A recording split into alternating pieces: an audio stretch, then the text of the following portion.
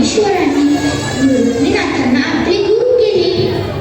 विठ्ठलपंतांनी वेगवेगळ्या मार्गांनी ब्राह्मणांना बोलणी करत आपल्याकडून झालेल्या पापाचे प्रायश्चित्त मागितले. खूप प्रयत्नानंतर त्यांना एक उपाय सुचवला गेला. तो म्हणजे विठ्ठलपंत व रुक्मिणीबाई यांनी आपल्या प्राणांची आहुती द्यावी.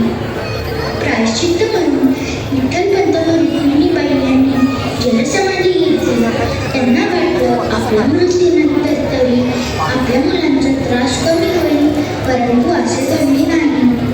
आपल्या आई वडिलांच्या दुःखावर खचलेल्या निवृत्तीनाथांनी मोठ्या धाडसाने आपल्या 2 लहान भाऊ व बहिणींचे सांत्वन केले.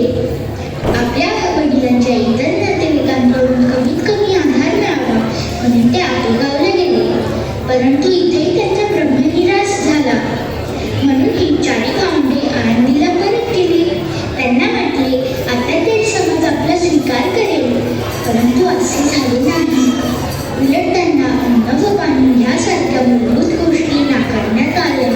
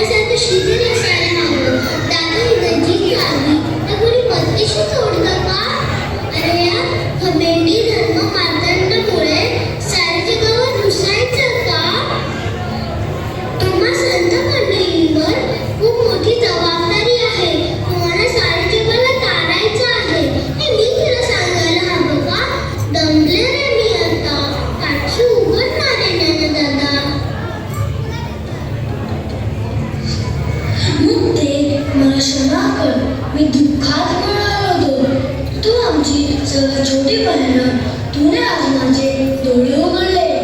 मी असं परत वागणार नाही. दादा, पण श्रीकृष्णाने गीतेत सांगितलं आहे ना की परमेश्वराच्या घरी सर्व माणसं समान आहे.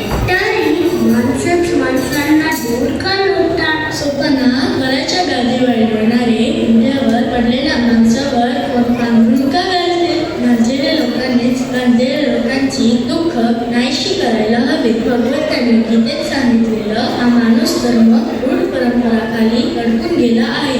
खरं तर धर्ममानवांनी तो लोकांपर्यंत मांडून त्यांची दुःख नाहीशी करायला हवी, पण ते बुडाबावड्या लोकांना दुःखाच्या खाईत लुटतात. यामध्ये सुद्धा परिस्थितीप्रमाणे धर्मबंधन भेद करत किंवा त्यात बदल करत काही धर्मगुरूंनी आतापर्यंत धर्माची खोडवी वाढवली आहे. रूढ धर्मग्रंथाची बनलेली गीता अज्ञांना समजेल अशा भाषेत सांगितली पाहिजे.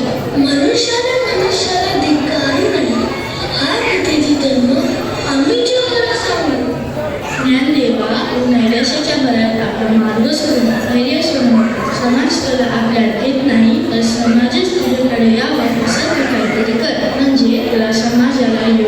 सूत्र दाखवता येईल. सगळी मानवजात एक आहे. माणसाने माणसाला धिक्कारू नाही. भगवंतांनी गीतेत सांगितलेलं की भगवत धर्म हा गीता धर्म तो प्रभावीपणे जगापर्यंत पोहोचतो. गीता धर्म आम्ही पोचू कसली संकट